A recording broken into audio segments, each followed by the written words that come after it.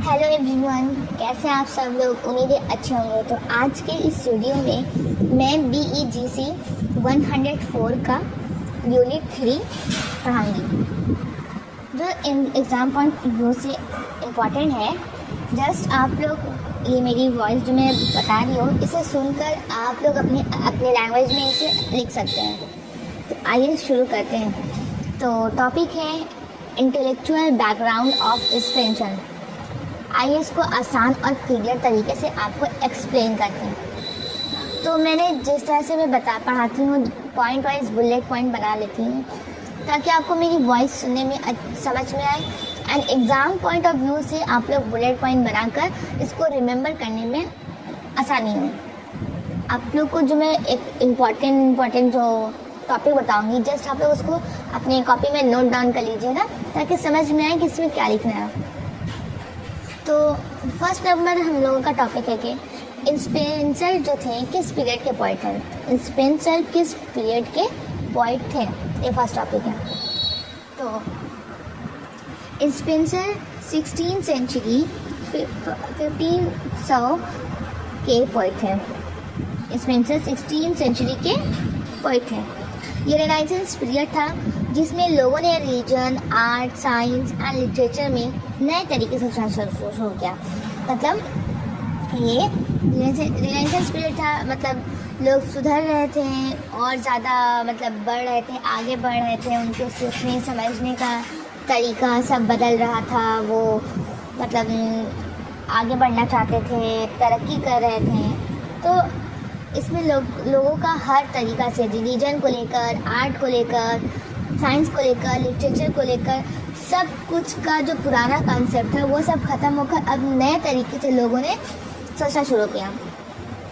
और रेनेसांस का मतलब है जैसे पुनर्जागरण, यानी कि रीबर्थ ऑफ लर्निंग, है ना। तो ये था स्पेंसर किस पीरियड के पोएट थे, समझ में आया। देन सेकेंड पॉइंट मैंने बनाया है स्पेंसर के इंटेलेक्चुअल बैकग्राउंड का क्या मतलब है। इंटेलेक्चुअल बैकग्राउंड है ना, हेडिंग था इंटेलेक्चुअल बैकग्राउंड। तो इसका क्या मतलब है? तो इसका मतलब है कि जैसे स्पेंसर किस तरह के इन्फ्लुएंसेस से इंस्पायर हुए थे, इंस्पायर से कौन से पुराने पोएट से आइडिया लिया या और लिटरेरी स्टाइल ने उनकी राइटिंग को शेप किया। तो किससे इंस्पायर हुए थे ये इसमें बताना है कि स्पेंसर कौन से इन्फ्लुएंसेस से इंस्पायर होकर, कौन से पोइट से इंस्पायर होकर उसका आइडिया लिया एंड राइटिंग में अपना सुधार किया। उससे है ना, जैसे कोई कुछ बनता है, जैसे कोई पोइट है तो दूसरे पोइट को देखता है कितना उस पर है उसका लिखने का राइटिंग स्किल एंड तरीका, एंड उसका जिस थीम पर लिखता है किसी को बहुत ज़्यादा असरअंदाज करता है, तो वो उसको देखकर वो ऐसा बनना चाहता है ना। तो वही बोल रहा है कि इंटेलेक्चुअल बैकग्राउंड क्या है। तो यही है कि वो किससे इंस्पायर हुए थे, इसमें यही बताना है। एंड 3 नंबर जो है रेनेसांस के 2 बड़े लिटरेरी असर जो स्पेंसर पर पड़े। रेनेसांस के ऐसे 2 जो स्पेंसर पे पड़े। एक था नेटिव ट्रेडिशंस, यानी इंग्लैंड की अपनी ओल्ड पोइट्री। जैसे चौसर की राइटिंग का असर स्पेंसर पे पड़ा था। इंग्लैंड की एक ओल्ड पोइट्री थी जो चौसर ने लिखा था। तो स्पेंसर ने जब चौसर की पोइट्री को पढ़ा तो उसका बहुत ही खास असर पड़ा था। एंड एक दूसरा क्या पड़ा था, एक ह्यूमैनिज्म, यानी कि रेनेसांस थाउट। उनका रेनेसांस का जो थाउट था ह्यूमैनिज्म, एक इंसान की इंडिविजुअल पर्सन की अहमियत को समझना, उसके हर इंसान की सोच समझने की सलाहियत, राइटिंग स्किल एंड सब कुछ अलग होती है। सबकी कुछ ना कुछ खास अहमियत है। हर इंसान में कुछ ना कुछ एक खूबी छुपी होती है। तो ये रेनेसांस का एक ह्यूमैनिज्म था, इसको बहुत असर पड़ा था स्पेंसर पर। तो रेनेसांस में लोगों ने इंसान के इमोशंस, वैल्यूज़ और मोरल सोच पर फोकस किया। और ये सब जो था स्पेंसर की पोइट्री में भी दिखाई देता है। स्पेंसर की जो पोइट्री था ये सब बहुत ही स्पेंसर ने डीपली और बहुत ही ख़ास तरीके से इस पर जोर दिया है और इस अपने पोइट्री में लिखा है कि एक इंसान की इमोशंस पर लिखा है बहुत, उसकी मोरल सोच क्या है, वैल्यू क्या है। तो इन सब पर स्पेंसर ने बहुत ही खास और अच्छे से लिखा है। 4 नंबर में है कि स्पेंसर के पोइट्री में एक नए आइडिया का आना, मतलब नेचुरलिज्म का आना। स्पेंसर जो थे, स्पेंसर ने पोइट्री को सिर्फ फन और एंटरटेनमेंट के मीडियम नहीं बनाया, है ना। कुछ पोइट ऐसे होते हैं जो सिर्फ अपनी टाइम पास के लिए या फन के लिए पोइट लिखते हैं, उसको एंटरटेन करने के लिए लोगों को। तो उन्होंने एक नेचुरलिज्म लिया, नेचुरलिज्म को चुना। उन्होंने क्या किया, उन्होंने पोइट्री को एक सोशल और पॉलिटिकल मैसेज देने का मीडियम बनाया। तो बहुत लोग ऐसे भी पोइट होते हैं ना अभी के टाइम में कि ऐसा पोइट लिखते हैं जो पॉलिटिक्स पर हो, सोशल समाज को सुधार लाने के लिए हो। तो ऐसा पोइट्री अभी भी लिखा जाता है। जो तो स्पेंसर ने वहाँ से ये शुरू हुई। उन्होंने सिर्फ इंटरटेन करने के लिए, लोगों के लिए नहीं, बल्कि सोशल और पॉलिटिकल मैसेज देने के लिए, सुधार लाने के लिए अपने पोइट्री के थ्रू। तो उस पोइट्री जब शायर लिखते हैं, पोइट, तो सारे लोग सुनते हैं, तो ये अलग लोगों पर असर अंदाज डालते हैं। जैसे कि अभी के टाइम का एग्जांपल से आप लोग समझ सकते होंगे कि जैसे अभी भी बहुत सारे ऐसे लोग हैं जो पॉलिटिक्स पर और सोशल समाज कैसे सुधार किया जाए, अलग अलग तरीके से पोइट्री लिखते हैं। तो उन्होंने भी ऐसा ही चुना था। एंड द स्पेंसर की बहुत ही मशहूर फेमस है पोएट्री के द फेरेरी क्वीन, जैसे काम, नेशनल प्राइड, गुड गवर्नेंस और मोरालिटी के आइडियाज़ प्रमोट करते हैं। तो इसमें ये फेरेरी क्वीन में क्या, नेशनल प्राइड को, गुड गवर्नेंस को, मोरालिटी को, इसमें ये सब दिखाया गया, उसको प्रमोट करते हैं स्पेंसर। 5 नंबर में है उस टाइम के पोइट्स क्या करते थे, मतलब इमिटेशन का ट्रेंड क्या था। तो रिनाइसेंस के राइटर्स ने मोस्टली क्लासिकल पोइट्स जैसे लाइक होमर, वर्जिल को इमिटेट किया। द रिनाइसेंस के राइटर्स जो थे मोस्टली क्या करते थे, क्लासिकल पोइट्स थे। तो ये सारे को क्या क्या उनको इमिटेट किया है। मतलब इमिटेशन का मतलब क्या, जैसे पुराने पोइट्स का स्टाइल, फॉर्म, सब्जेक्ट लेके उसमें अपने टाइम के थॉट्स डालना। तो स्पेंसर ने ये किया, मतलब पुराने टाइम के जो पोइट्स थे उनका जो स्टाइल था लिखने का, क्या थीम पर लिखते थे, क्या सब्जेक्ट पर लिखते थे, वो सबको चेंज करके उन्होंने अपने उसमें अपना मतलब रिनाइसेंस जो हुआ उसमें जो उनको सोच समझने की जो सलाहियत थोड़ी और बढ़ी, तो उन्होंने अपने टाइम का थॉट्स को डाला।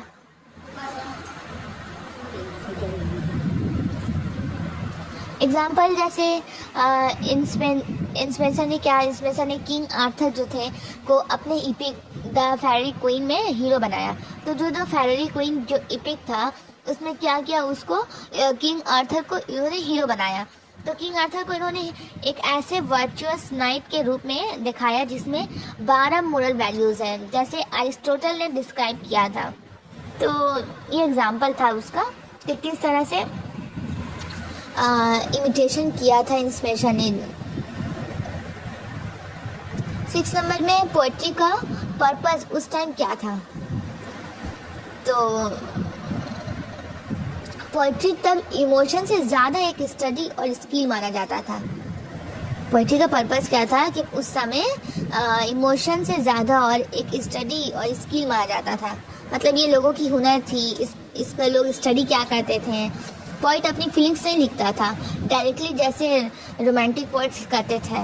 मतलब उस वक्त के जो पोइट थे डायरेक्ट अपनी फीलिंग नहीं लिखते थे, वो वहाँ फिर आकर मतलब कुछ इस तरह से लिखते थे। मतलब जैसे आज के समय में जो रोमांटिक पोइट्स होते हैं डायरेक्ट अपनी फीलिंग्स को जाहिर कर देते हैं, तो ऐसा नहीं होता, लिखते थे। पोइट्री का काम था कि जीवन का एक स्टाइलाइज्ड रिफ्लेक्शन देना, मतलब mirror of life with art, और language rich, poetic rules follow करना, मीटर रेगुलर होना, ये सब ज़रूरी था। 7 नंबर में पोएटिक इन्फ्लुएंसेस इटाली का। 7 नंबर में है पोएटिक इन्फ्लुएंसेस इटाली का भी इफेक्ट। मतलब उस समय में स्पेंसर पर इटाली के पोएटिक का भी इन्फ्लुएंस पड़ा था। तो इंग्लिश पोएट्स पर इटालियन राइटर्स का भी डीप इम्पैक्ट था, जैसे पेट्रार्क, एरिस्टो, तासो, इन सब का भी इम्पैक्ट पड़ा। तो इसी वजह से 3 स्टाइल ऑफ पोइट्री डेवलप हुई इंग्लैंड में। एंड 8 नंबर में है स्पेंसर ने क्या सीखा और क्या किया। तो उन्होंने क्लासिकल पोइट्स का मेथड फॉलो किया, जैसे होमर, वर्जिल, टासो, पर उन्होंने ब्रिटिश आइडेंटिटी, नेशनलिज्म और मोरालिटी का टच दिया। उनकी राइटिंग में रिच लैंग्वेज, सिंबलिज्म और हाई पर्पस होता था।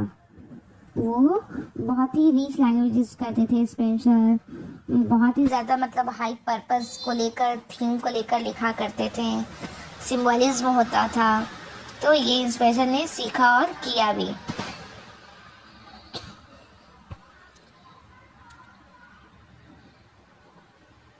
और उन्होंने क्लासिकल पोइट्स का मेथड, मतलब क्लासिकल पोइट कैसे लिखते थे उस पर स्टडी किया, देखा उनका क्या मेथड होता था, कैसा राइटिंग स्किल होता था। तो ये सबको देखकर, स्टडी कर कर उन्होंने अपने थॉट्स को, अपने नए आइडियाज़ को लेकर अपने तरीके से पोइट लिखना शुरू किया, जिसमें उन्होंने अपने पोइट को अलग बनाने के लिए, यूनिक बनाने के लिए बहुत ज़्यादा रिच लैंग्वेज यूज़ करते थे, हाई पर्पस रखते थे। तो इस तरह से ब्रिटिश आइडेंटिटी जो थी, नेशनलिज्म थी, मोरालिटी, ये सब को भी टच करके इन्होंने पोइट्री लिखा। तो आप एग्ज़ाम के लिए एक शॉर्ट आंसर टाइप में कैसे लिख सकते हैं, मैं आपको एक बार फिर से क्विक रिवीजन करा देती हूँ। तो स्पेंसर 16th सेंचुरी के रिनाइसेंस पोइट थे। बस छोटा छोटा पॉइंट आप लोग अपने कॉपी में नोट कर लीजिएगा, ताकि इसको समझकर आप लोग इसे और भी डीपली एक्सप्लेन कर सकें बढ़ा चढ़ा कर। एक छोटे पॉइंट बहुत ज़्यादा अहमियत रखता है, कीवर्ड्स, तो वही मैं आपको सिर्फ बता रही हूँ। तो स्पेशल क्या थे, 16th सेंचुरी के रिनाइसेंस पोइट थे। उनकी पोइट्री पर क्लासिकल पोइट्स जैसे होमर, वर्जिल का इन्फ्लुएंस था। एकदम गौर से सुनिएगा, बहुत इंपॉर्टेंट बता रही हूँ। रिनाइसेंस के टाइम इमिटेशन का ट्रेंड था। पोइट्स पुरानी स्टाइल्स को नई सोच के साथ लिखते थे, जैसे मैंने ऊपर बताया। स्पेंसर की पोइट्री में मोरल वैल्यूज, नेशनलिज्म और आइडियल बिहेवियर का स्ट्रॉन्ग मैसेज होता था। पोइट्री एक आर्टिस्टिक मिरर ऑफ लाइफ थी। लैंग्वेज और स्ट्रक्चर इम्पॉर्टेंट होते थे। 3 मेजर स्टाइल थे, एक हीरोइक, एक लव और पैस्टोरल पोइट्री। स्पेंसर ने तीनों में लिखा, मतलब 3 मेजर स्टाइल्स थे, उन्होंने तीनों में लिखा ये सारी चीज़ें। लव पर भी लिखा है, हीरोइक पर भी लिखा है, पैस्टोरल पोएट्री पर भी लिखा है। जैसे हमारा हीरोइक का एग्जाम्पल हो गया द फेयरी क्वीन, जो एपिक मैंने आगे पढ़ा बताया नाम। तो और द फेयरी क्वीन एक हीरोइक एपिक है जिसमें आइडियल किंग नाइट दिखाया गया है। और एमोरेटी एक लव सोनेट सीरीज है, विटी और लिरिकल। हम लोगों के सिलेबस में भी है। एमोरेटी एक लव सोनेट है, सीरीज है, जो विटी है, लिरिकल है, तो ये लव है। इन्होंने तीनों चीज़ पर लिखा है। एक हीरोइक तो जो हम लोग का फेयरी क्वीन हो गया, दूसरा लव तो एमोरेटी हो गया, और तीसरा पैस्टोरल पोएट्री, तो ये हो गया द शिप हेड्रेस कैलेंडर। ये पोएट्री स्टाइल में लिखा गया है। विलेज लाइफ और सीजन दिखाए गए इसमें। तो ये पूरा आपका था स्पेशल के बारे में। तो उम्मीद है आप लोगों को समझ में आई होगी। मैं इसकी नोट आप लोगों को नहीं देती हूँ, जस्ट मैं आपको अपने लैंग्वेज में जो मुझे समझ में आया आप लोग को समझा देती हूँ। अगर आप लोग को ये नहीं समझ में आता है जो मैं समझाती हूँ, तो आप लोग कमेंट करके बता सकते हैं, ताकि मैं और अच्छे से आप लोगों को समझाने की कोशिश करूँ। प्लीज़ कमेंट करना ना भूलें, वीडियो को शेयर करें, सब्सक्राइब करें। Thank you.